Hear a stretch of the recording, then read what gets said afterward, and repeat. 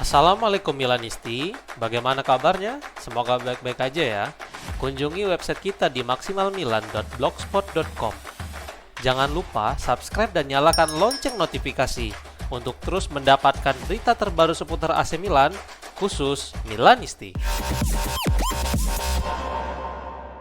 Rafael Leao tampil bagus serta mencetak gol saat membantai Uzbekistan dan dia akan segera membuat keputusan tentang masa depannya. Bintang AC Milan itu diwawancarai oleh DAZN setelah peluit panjang tanda berakhirnya pertandingan. Dia berbicara tentang tim nasional, Ruben Amorim, dan masa depannya di San Siro. Berikut komentar penyerang rossoneri itu disampaikan melalui Milan News. Saya harus merayakannya bersama keluarga saya karena musim ini sulit bagi saya. Bahkan musim dengan AC Milan, saya harus berterima kasih kepada keluarga saya karena telah membantu saya sejauh ini. Pertandingan ini, gol ini untuk mereka.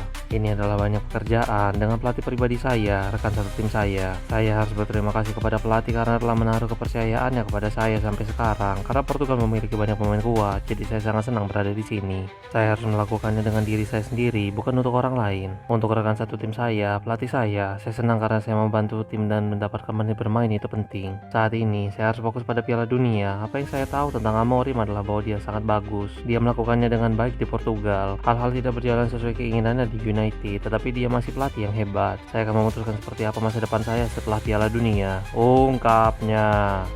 Paolo Maldini hanya akan mempertimbangkan pekerjaan di AC Milan atau tidak sama sekali menurut sebuah laporan. Baru-baru ini muncul laporan yang menyatakan bahwa hubungan antara Maldini dan Geri Cardinale ternyata tidak baik-baik saja. Meskipun begitu, tampaknya hati dari mantan kapten rossoneri itu tidak pernah berubah meskipun baru-baru ini dia dihubungkan dengan pekerjaan di Fenerbahce. Tampaknya selalu ada harapan bahwa pada akhirnya Maldini akan kembali menjabat di casa Milan, dan sekarang Maurizio Pistocchi mengakui bahwa dia telah berbicara dengan Maldini tentang masa depan legenda Diavolo itu. Berikut komentar sang jurnalis disampaikan melalui akun X miliknya.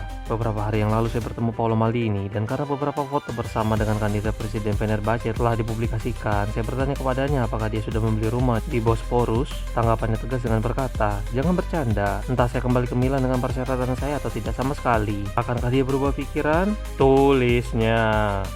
Luka Modric mencatatkan rekor dan mencapai tonggak sejarah besar bersama timnas Kroasia kemarin. Dalam kemenangan 1-0 atas Panama, Modric bermain selama 81 menit sebelum digantikan oleh mantan pemain Milan yaitu Mario Pasalic. Sepanjang pertandingan itu, dia mencatatkan 90 sentuhan, di mana performa itu sekali lagi menunjukkan bahwa tim asuhan Žako Dalic sangat mengandalkannya dalam fase membangun serangan. Setelah kemenangan perdana Kroasia di Piala Dunia 2026, Modric diangkat oleh hampir seluruh rekan satu timnya karena telah mencapai 200 penampilan untuk timnas Kroasia. Modric sendiri masuk ke dalam satu dari 4 pemain yang telah mencapai prestasi ini di tingkat internasional bersama Lionel Messi, Cristiano Ronaldo, dan Bader Almutawas. Di sisi lain, laporan beberapa hari yang lalu menyatakan bahwa Geri Cardinale dan Ruben Amorim melakukan segala yang mereka bisa untuk meyakinkan Modric bertahan satu musim lagi di San Siro. Akan ada laporan yang menyatakan dia akan memiliki peran yang lebih sedikit, tetapi akan ada pekerjaan lain untuk peraih Ballon d'Or itu bersama AC Milan.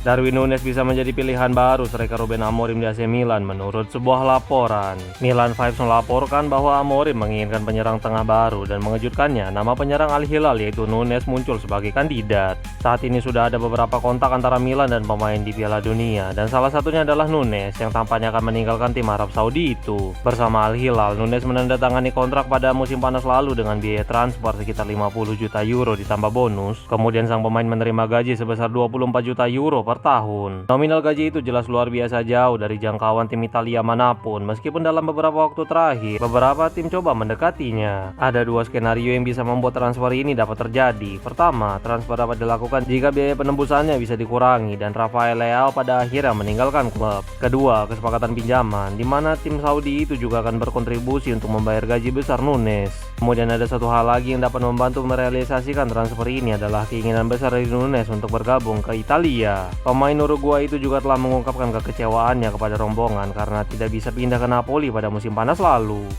AC Milan siap ajukan tawaran untuk mendapatkan Everton Araujo dari Flamengo menurut sebuah laporan. Joga.ten melaporkan bahwa Milan sedang mempersiapkan tawaran sebesar 15 juta euro untuk memboyong Araujo yang merupakan bintang milik Flamengo. Minat Diavolo terhadap sang gelandang muda itu bukanlah hal baru, karena divisi pencari bakat Milan telah memantaunya dengan cermat dalam beberapa waktu terakhir. Laporan ini bermula dari situs web Coluna Dovla, dan hal itu juga dikonfirmasi oleh stasiun radio Itatiaia. Mereka memantau Araujo bersamaan dengan Andre dari Corinthians. Pada usia 23 tahun, Araujo tiba di Flamengo pada tahun 2022 lalu, di mana dia dipinjam dari Volta Redonda. Namun penampilan konsisten dan adaptasi yang cepat telah meyakinkan manajemen Flamengo untuk menggunakan opsi mereka untuk membelinya secara permanen pada akhir musim 2023. Meskipun bersaing dengan para bintang internasional dan veteran, Araujo tetap mampu menemukan ruangnya sendiri dan menjadi andalan. Ruben Amorim akan mendapatkan daftar panjang pemain yang bisa meninggalkan AC Milan menurut sebuah laporan. Tuttosport melaporkan bahwa Amorim bersama tim analis serta beberapa eksekutif Milan sedang menganalisis profil pemain yang saat ini terikat kontrak sebelum kedatangan pada awal Juli. Ada 30 pemain saat ini di tim. Jika mempertimbangkan mereka yang akan kembali dari masa pinjaman seperti Alvaro Cisse dan Andre Kostic, tim pasti akan kehilangan Niklas Füllkrug yang tidak akan mereka tebus dari West Ham United. Kemudian ada masa depan Luka Modric yang masih abu-abu karena dia baru akan mengevaluasi setelah Piala Dunia. Beberapa pemain lainnya tidak akan mengikuti kamp pelatihan dan dimulainya retret pada 12 hingga 13 Juli karena masih memperkuat timnas mereka. Amorim dan tim perlu memperkuat tim yang setidaknya terdiri dari 3 penjaga gawang dan 22 pemain dengan posisi berbeda. Di atas kertas, 10 pemain yang kemungkinan akan pergi. Mereka adalah Fikayo Tomori, Filippo Terracciano, David Odogu, Yusuf Fofana, Ismail Benacer, Ruben Loftus-Cheek, Warren Bondo, Pervis Estupinan, Santiago Gimenez, dan Rafael Leao. Persiapan pembangunan Stadion San Siro yang baru telah dibuat dan akan segera dimulai menurut sebuah laporan. Sebelumnya, Paolo Scaroni telah mengkonfirmasi bahwa kepemilikan San Siro dan menyatakan bahwa semuanya akan berjalan sesuai rencana dengan mengatakan, San Siro sekarang dimiliki oleh klub yang merupakan tonggak mendasar. Kami telah mengambil langkah maju yang penting. Semua berjalan dengan cara yang masuk akal. Ungkapnya. Dengan kata lain, klub masih berada di jalur yang benar dan sementara waktu semuanya akan sesuai rencana. Serta mereka pasti akan berusaha mempercepat langkah untuk segera menyelesaikan seluruh perizinan serta memulai dilakukannya pekerjaan pembangunan Stadion San Siro yang baru. Sekarang Milan Vibes mengutip La Repubblica yang melaporkan bahwa kedua klub sekarang telah memulai pekerjaan persiapan untuk konstruksi. Persiapan kecil sedang dilakukan untuk memastikan bahwa ketika konstruksi dimulai tidak ada lagi penundaan dan salah satunya adalah digantinya kantor tiket bagian selatan dengan struktur sementara untuk musim depan. Wait, sebelum lanjut ke berita selanjutnya, kalian jangan lupa ya guys, check out pakaian atau kebutuhan lebaran lainnya yang udah gua taruh di keranjang bawah ini.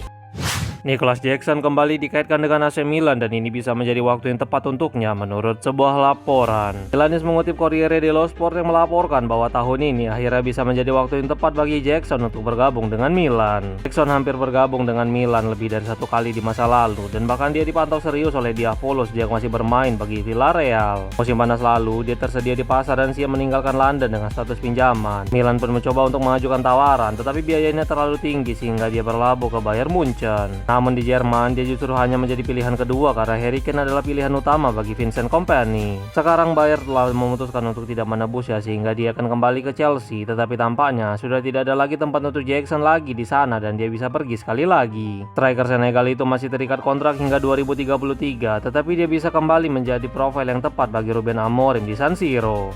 Dua bintang Sporting CP telah mengkonfirmasi bahwa mereka merupakan penggemar berat dari Ruben Amorim. Morten Hjulmand berbicara kepada Tipsblad pada tahun 2024 lalu dengan membahas tentang bagaimana hubungannya dengan pelatih Amorim. Berikut komentar gelandang Denmark itu disampaikan melalui Milan Vibes. Awalnya sangat sulit bagi saya karena Amorim adalah pelatih yang sangat menuntut. Dia mengharapkan pertumbuhan begitu banyak dari saya karena dia pikir saya bisa tumbuh sangat banyak sebagai pemain.